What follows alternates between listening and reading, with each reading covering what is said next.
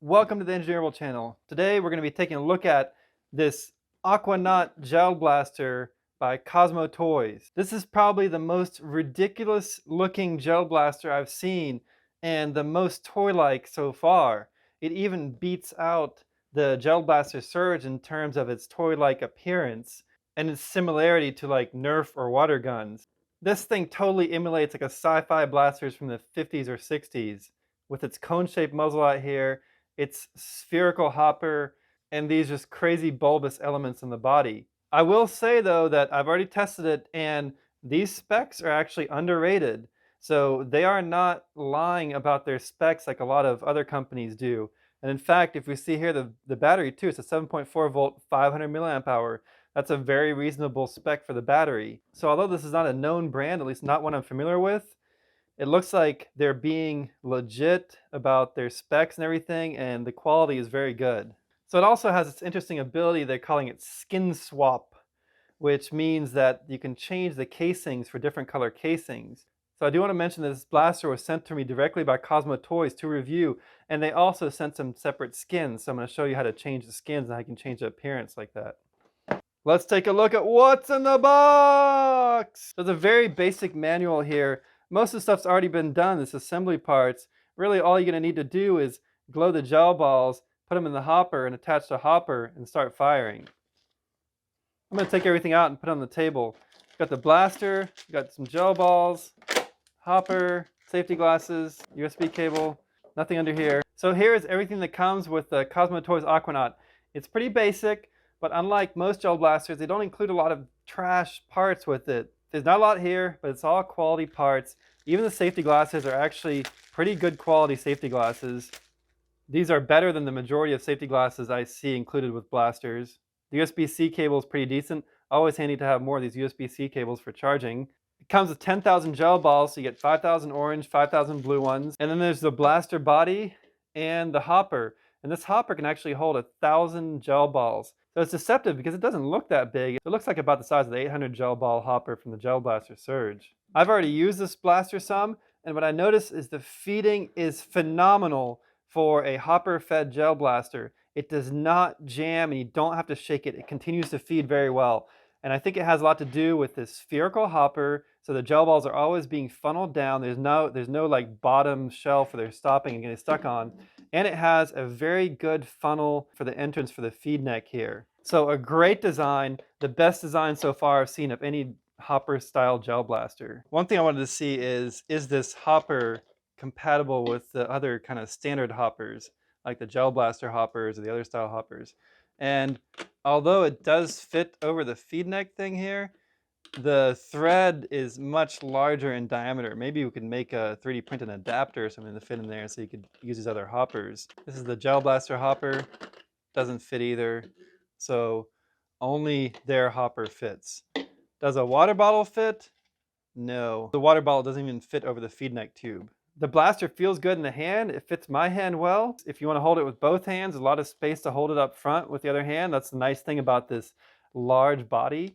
It has a USB-C charging port down here, and it actually has this little cover dust cap that stays on. It doesn't get lost. That means that there's an internal battery in here, and I'm not sure yet until I open it up if it's a lithium ion or a lithium polymer battery. But in any case, I always recommend using a fire-safe charging bag to charge these blasters, because when you're charging lithium ion batteries, there's always a chance that something can go wrong and it can create a fire. So it's safer to just put these inside of a fireproof or fire-resistant charging bag. The safety is an interesting design. I haven't seen this before. So when this is pulled back, then the safety is on, it doesn't fire, and then you push it forward and it fires. And then you can just pull it back, so you can do it with one finger like that and push it forward. Honestly, I think it would be better if the safety were on when it's forward like that, because it's easier to push it forward than it is to pull it back. Cosmotoys sent me two versions of the blaster. So there's one that comes with a purple housing, one with a blue housing. Both of them are sparkly. This one I put some gel balls in because I've been testing it out and playing with it. Make sure you check out the test video of this blaster because I was very impressed by the blasters, and you should see the results for yourself. So we have these two pre-installed skin colors. Then they sent me two more skin colors. So one just plain white and one that's a sparkling translucent-ish slime green. Both of them come with their own little screw nuts in addition to the ones that are already on here. I have mixed feelings about this whole skin swap thing. I feel like it's a lot of wasted plastic, but let's check it out. So these screws come right off. And you can probably get actually really creative by just doing like a half of something. Like you could do half green, half purple. I also wanted to point out that this cone muzzle thing, it comes off. So you could leave that off and you could just have it shaped like that if you wanted to. You can also slide it on backwards and change the appearance like that. So you can have whatever color combination like this. You could do purple and white, which would probably look good. Oh, that white is really slick. And they did include some stickers. So this, like the white, you notice doesn't have any stickers. So they included stickers if you want to add stickers on there. But I like this really clean, slick white look. That's pretty awesome. And the white and purple is kind of cool. It's a purple on one side, white on the other. So check that out. Pretty slick, the white blaster.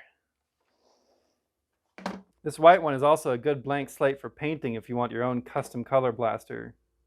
You could also just leave off these screws. It looks like they have the intention for more skin options because they have these screw areas that aren't being used and this down here. So they're probably going to offer other skins in the future. Or you could also like 3D print stuff and make your own skins. I'm really digging this all white blaster. That's super cool. I could even change the back orange knob here to a white one. The rear orange knob is interesting. I'm not sure what that is. No accessories that work with that for now. And no branding. That's pretty awesome too.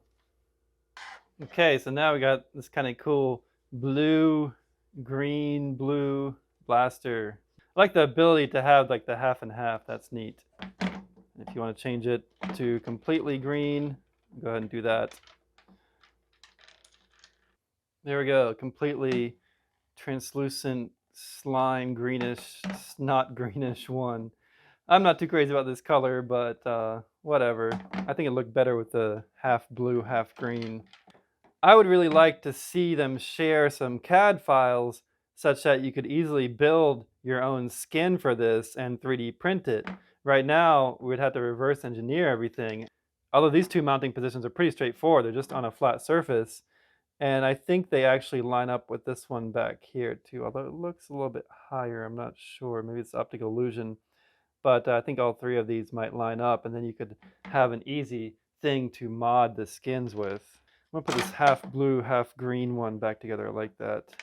So overall, these are very cool blasters. A lot of innovation going on here. We got the skin swapping stuff, got the high quality feel, got the really nice feeding from the hopper, and the specs exceed what's on the box. And I was really impressed by the test firing. So make sure you check out that next video where I show the test firing of this, the FPS, the RPS, and the accuracy.